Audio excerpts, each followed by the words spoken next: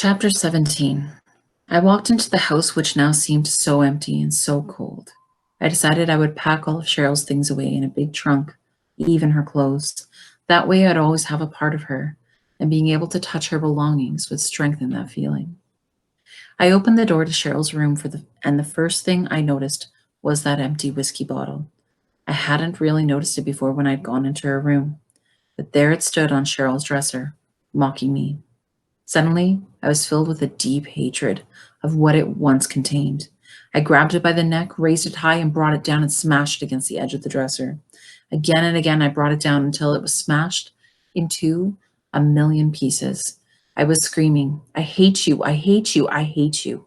My tears came flooding out, and I continued screaming, "I hate you for what you've done to my sister. I hate you for what you've done to my parents. I hate you for what you've done to my people." I threw myself on Cheryl's bed, letting all my pent-up tears pour out. I pounded my fists into the bed, allowing my emotions to tumble out. I felt a frenzied rage at how alcohol had torn our lives apart, had torn apart the lives of our people. I felt angry for having done so many wrong things at so many wrong times. I felt self-pity because I would no longer have Cheryl with me. Oh, Cheryl, why did you have to go and kill yourself? All those people at the funeral, they loved you so much. Didn't that count? I loved you so much. Didn't that count? Didn't that matter? You had so much going for you. You didn't have to kill yourself, Cheryl. Why? Why? I writhed on the bed as if I was in physical pain. I was. At times I would become still, but not for long. Stronger emotions would come crashing down on me, and I would toss and turn again, trying to exorcise the painful anguish from within. I pounded my fists onto the bed, and again in frustration. If only those words repeated themselves over and over in my head, but it was too late. Cheryl's death was final. When I had spent the last of my tears, I sat on the edge of the bed and I surveyed the mess that I had made of the room. The floor had scattered fragments of the whiskey bottle all over it. Cheryl's pillow was soaked with my tears. I looked again at the floor. If only I could smash the problem of alcoholism as easily as I had that bottle. Temporarily void of all emotion, I systematically began to clean up the room. I put the Kleenex tissues into the garbage container. I began picking up the larger pieces of glass. I grabbed one piece a little too savagely, and it cut my hand. I looked at the blood oozing out in a thin red line. Still after more blood, are you? Well, you cut down my sister, my parents, my people, but no more. I'll see to it. Somehow, some way. When I had finished cleaning Cheryl's room, I sat down again on Cheryl's bed. I wondered where to start, not wanting to start, and then I remembered all of Cheryl's papers, the journals she had kept. There were 2 boxes under the bed, and I began going through them. The first were full of newspaper clippings, but I wanted her journals. They were in the other box. I began looking through them. The last entry she had made was January 1972. That was the month I had been raped. I looked for a 1970 journal. It was the one that I had the most interest in, because that was when I had first lost touch with Cheryl. The entries for January indicated she had started with a search for our parents. February had occasional references to her continued search. There was more in March. I see more and more of what April sees, broken people with broken houses and broken furniture. The ones I see on Main Street, the ones who give us our public image, the ones I see puking all over the public sidewalks, battling it out with each other, their blood smearing up city-owned property, women selling what's left of themselves for a cheap bottle of wine. No wonder April ran. She was horrified that this was her legacy. She disowned it, and now she's trapped in that life of glitter and tinsel, still going nowhere. Charitable organizations. What a load of crap. Surrounded by a lot of people, business-wise but empty, just like the Main Street bums. The more I see of these streets, the more I wonder if April isn't right. Just maybe. Better to live that empty life than live out on the streets. But what if I do find our parents? Sometimes I can't help it. I feel like April does. I despise these people, these gutter creatures. They are losers. But there is a reason why they are the way they are. Everything they once had been taken from them, and the white bureaucracy has helped create the image of the parasitic natives. But sometimes I do wonder if these people don't accept defeat too easily, like a dog with his tail between his legs on his back, his throat forever exposed. Happy birthday, April. What do you give the person who has everything? I can give peace of mind with a few lies. May 1970 struck pay dirt with a new address on Austin. The place is rented by a woman named Josie Poketis. I knocked on the door, and it is opened by this little bent old woman who is stoned out of her mind, but happy as hell. I have figured out now it's better to see these people at certain times of the day. You have to be late enough so they can start getting over last night's drunk, and early enough so they're not whacked out of it yet. I ask if she knows Henry or Alice Raintree. Henry? Henry Raintree? She says in a French type accent. Yes, I'm his daughter, and I've been looking for him. I say in a pleasant voice. What else can I say? Ah, yes, mais oui. We're good friends, you know. Come in. Here, sit down. Here. He comes to our place when the snows are gone. He goes north for the winters. He is welcome here. He stays. Sometimes we have a big party. Sometimes we have big fight. Then he goes, but he always comes back. Henry does. He will come back. You will come back in a couple of weeks. You will see he will be here then. I'm tickled a deeper shade of brown, you might say. I tell the toothless woman with her toothless smile that I will be back. June 1970. I knock at this door again, having been here a few times with no luck and expecting none this time. Ah, Cheryl, it's you again. Come in, come in. Her face lights up in a big grin, still toothless. Henry, Henry, come out here and see the big surprise here for you. Hurry up, Henry. Her voice is high-pitched and squeaky. An old, gray-haired man comes walking out of the kitchen. He is trying to keep his balance. Curiosity is piercing through his drunken haze. I assume that Josie has told him about me, but still, it's a few minutes before he realizes it's me. My smile disappears, but a smile slowly appears on that leathery, unshaven face. No, no, it can't be. Not my little daughter, Cheryl. My little baby, you're all grown up now. He chuckles and staggers a little closer to me. He makes a visible effort to draw himself up, but he has drunk too much already, and the feat is beyond him. His clothes are worn, dirty, and disheveled. Tears of happiness and perhaps awakened guilt pour from his watery eyes. The woman Josie is beaming with pride as if this joyful reunion were all her doing. It's like a miracle. It's a miracle, she cackles over and over again. Watching father and daughter facing each other, I'm rooted to the very spot, absorbing the true picture of my father. I make no effort to move towards him. This goes unnoticed, and the old man approaches me. I cannot believe we're standing here face to face. At long last, the decrepit old man says. I stand quietly, hiding the horror which is boiling inside of me.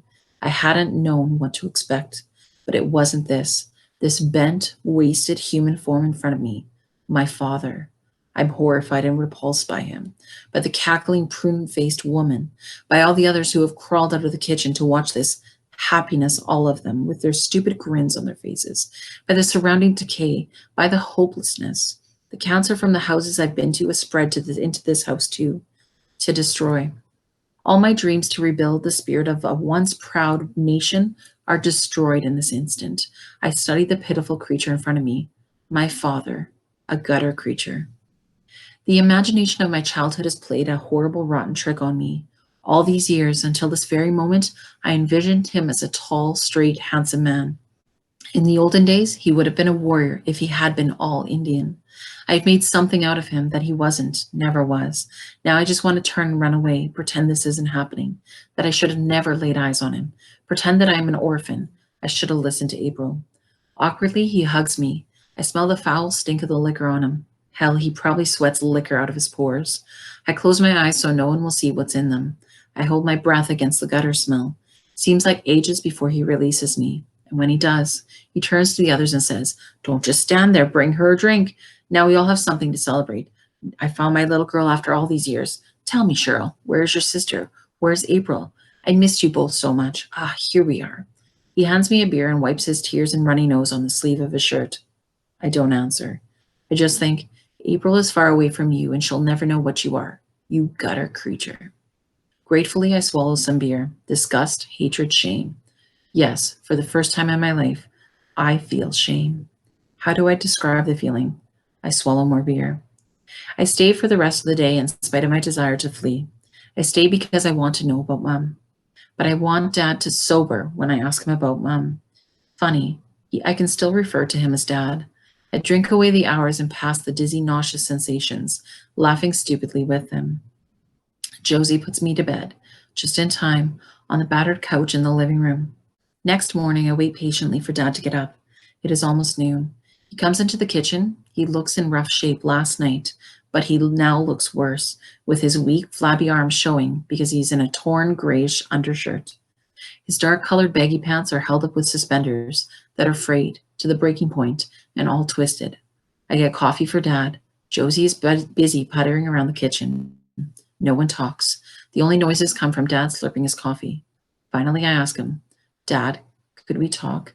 Sounds like I'm shouting. I lower my voice. I want to know about Mom. How is she? Do you see her? Dad makes a gesture as if he doesn't want to talk about her right now, but I persist. Please, Dad, tell me about Mom. Where is she? Tears come to his eyes. He says simply, she died last July. Died? Mom died? I asked, not believing. And then I figure out that Mom was in poor health when we were kids, and that's why she died. I wish I could have seen her. Poor dear mother. Maybe that's why Dad turned to booze. He misses her so much he can't live without her. I can forgive that. Retract all the bad thoughts about him. But Dad speaks again. I may as well tell you everything. He sighs and lapses into another long silence. I try to make it shorter by telling him to continue. Tell me what, Dad? Your mother took her own life. She killed herself, he says at last. She left a letter for me, but I had gone up north early that year. I have a nephew in Dauphin. I stop in there sometimes. They sent the letter there. She jumped off the Louise Bridge last July. I took the letter to the RCMP, and they checked with the Winnipeg police. They had found a body and everything matched your mama. She was not happy with her life. Once she lost you girls and Anna died, I knew she would never get you girls back again.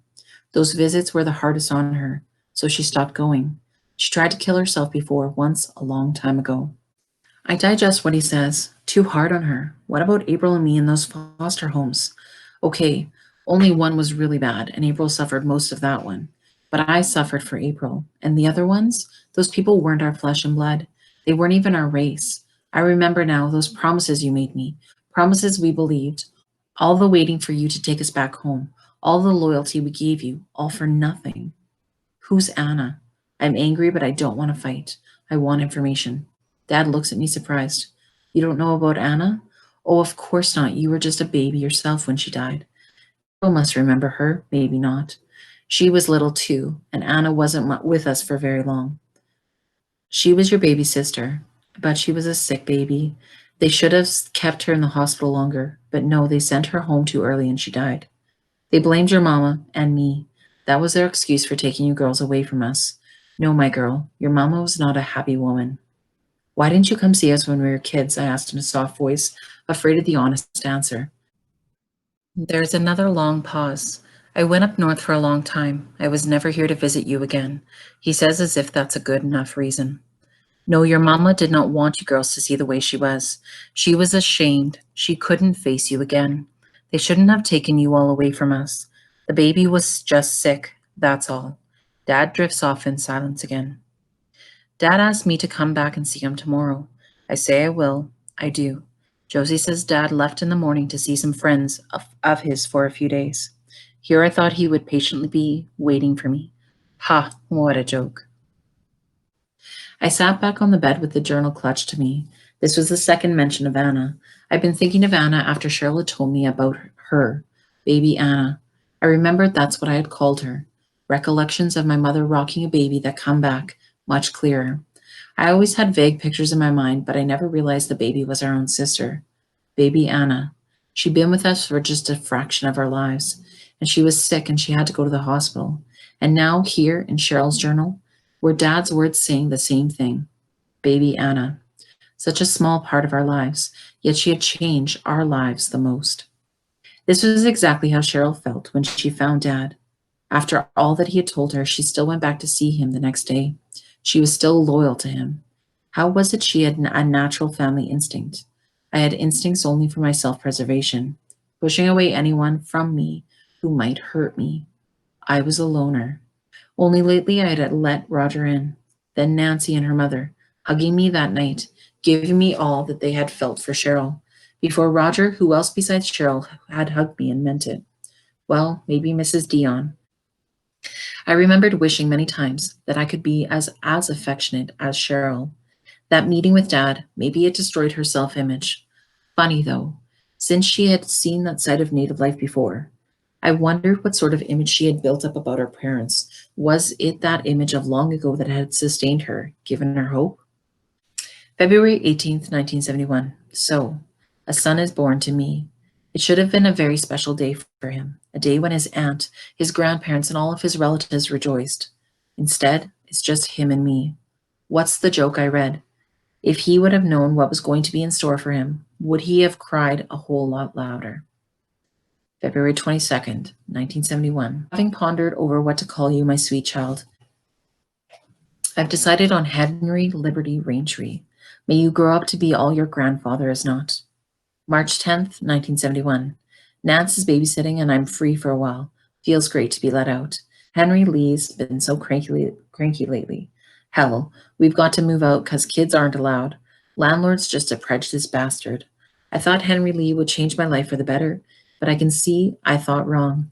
I must say I do feel good about this place. Don't think Nance will mind me coming home late. She'll understand.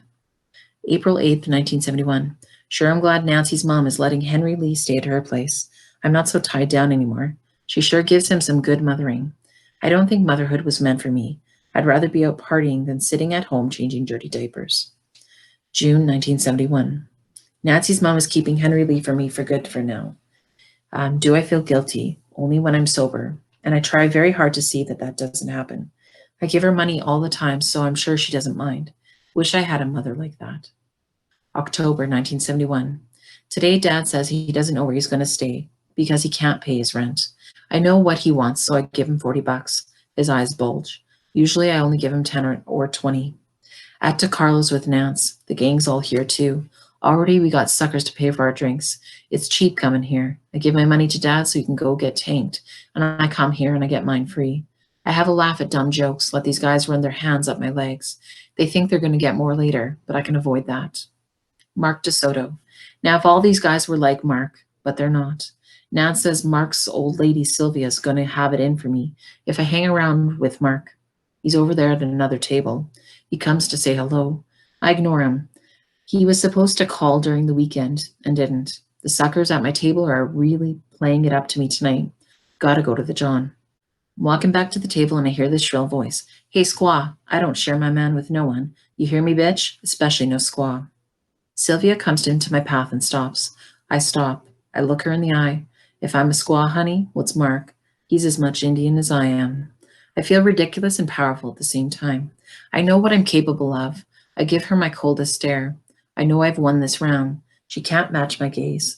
The blonde bombshell jams a finger into my shoulder, telling me what she's going to do to me. I twist around slightly and bring my fist into the side of her face. Not real hard, but hard enough to back her off. The dumb broad trips over a chair and sprawls on the floor. Everyone laughs, hoping for a fight. I step over her and continue on my way. You're going to pay for this, Cheryl Raintree. Yeah, well, you better give it your best shot, Sylvia. Mark struts over to my table. My precious companions scatter. He sits down and grins. So you're my prize, I say to him sarcastically, but the evening ends with Mark in my bed. Mark moves in. Nance moves out. Landlord requests that we remove ourselves after the first party. I find a cheap place on Elgin. November 1971. I'm working. Mark is working the streets. We're always broke. I sell all the furniture except the typewriter. I wonder why April gave it to me. She's the one with the writing talent. I give it to Nance for safekeeping so Mark won't sell it. We're stone broke. Mark owes everyone, so we can't hit up anyone for a loan.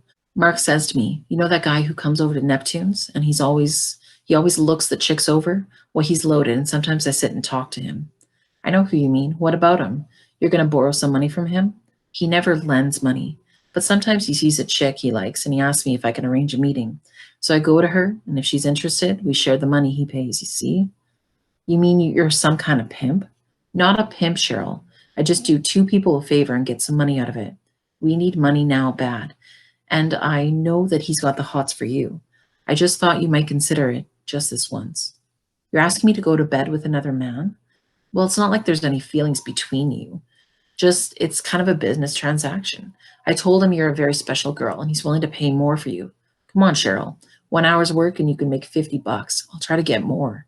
Forget it. I'm bloody mad. I'm no effing prostitute. I storm out of the house. A week later, we're still broke. I'm drinking at Neptune's. I'm almost drunk. Mark comes over. The sucker who's been buying me drinks leaves quickly. Funny power Mark has. Cheryl, please, we got to get some money. The landlord today said he's going to give us another 24 hours and no more. Is he kinky? I'm just dirt. Who cares if he's kinky? Later, I'm back at Neptune's. I have another drink. Another one, another one. My parents deserted me. April has left me. Mark is a no goddamn good effing son of a bitch. I have another drink and another one. Let Mark use me. I don't care. Let April sit in her fancy white palace. I just don't give a damn. January 1972. I'm an old pro now. I'm working the streets full time. I avoid the pigs by picking Johns that are obviously not pigs. Well, pigs in another way. Mark arranges a lot of meetings too. I've gotten into other things I bet Mrs. Semple never even heard of in her old syndrome speech. I'm still broke. First thing I see Dad, he says, Cheryl, I need 20 for groceries. I don't have any. He goes into a rage. What do you mean you don't have any? You got enough to go drinking, but you can't spare your poor pa any? Did that bum you shacked up with tell you not to give me any more? You're just as bad as your old lady was. You know that? A lazy no good for nothing, running around all the time, living with bums. I need some money. I need groceries and I gotta pay the rent. Now I got nothing, just 'cause you wouldn't hang on to a simple job. I tell him he's worse.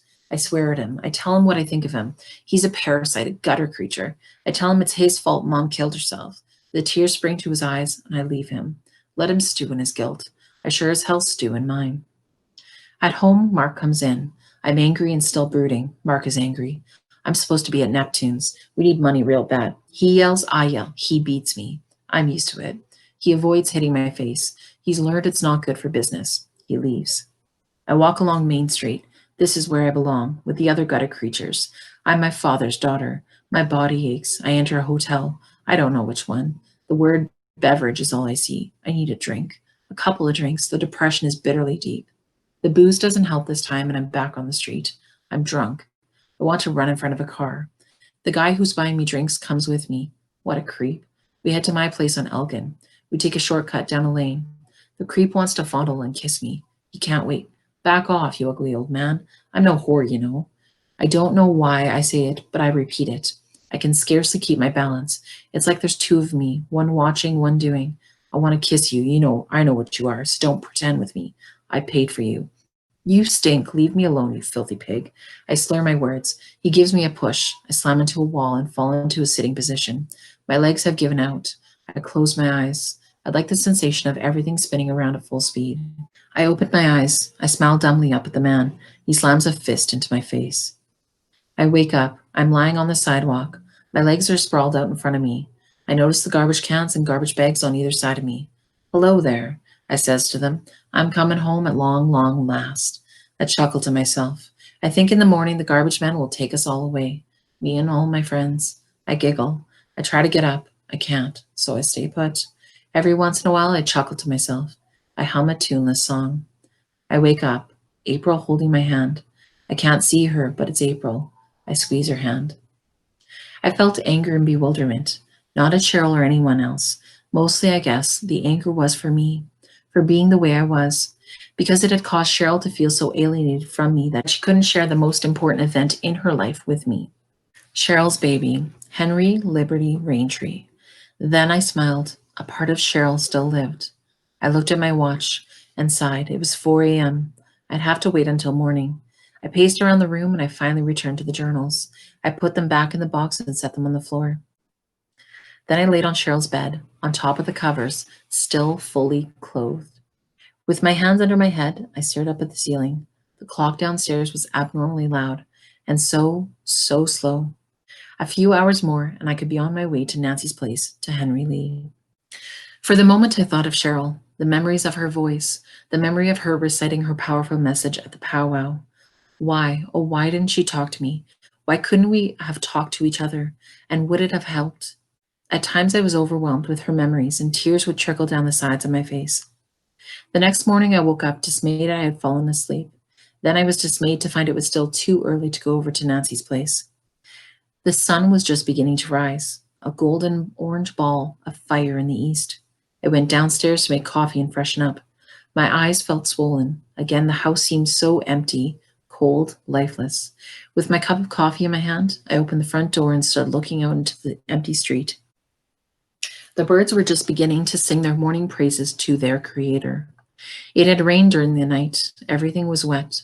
The smell of wet earth was invigorating, so clean. I stood there breathing deeply when I noticed that there was a letter in the mailbox. I thought of leaving it for a moment, but didn't. The moment I saw that it was Cheryl's handwriting, my heart started to pound. I tore it open and sat down, heedless of the damp step. Dear April, by the time you read this, I will have done what I had to do. I have said my goodbye to my son, Henry Liberty.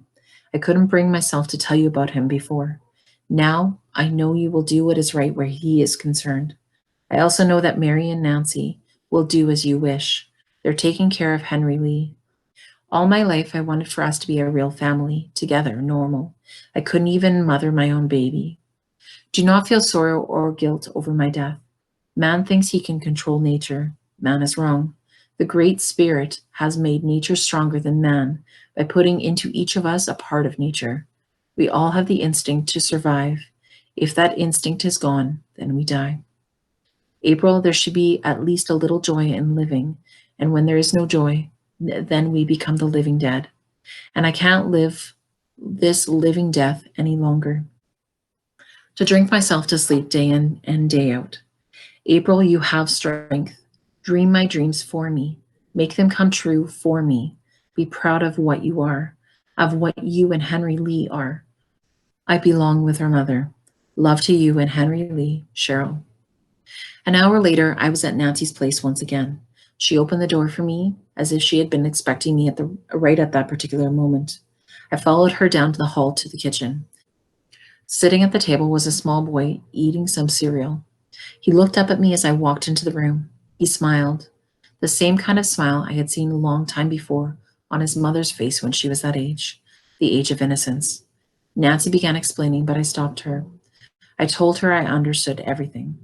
As I stared at Henry Lee, I remembered that during the night I had used the words my people, our people, and meant them. The denial had been lifted from my spirit. It was tragic that it had taken Cheryl's death to bring me to accept my identity. But no, Cheryl had once said, all life dies to give new life. Cheryl had died. But for Henry Lee and me, there would be tomorrow, and it would be better. I would strive for it, for my sister and her son, for my parents, for my people.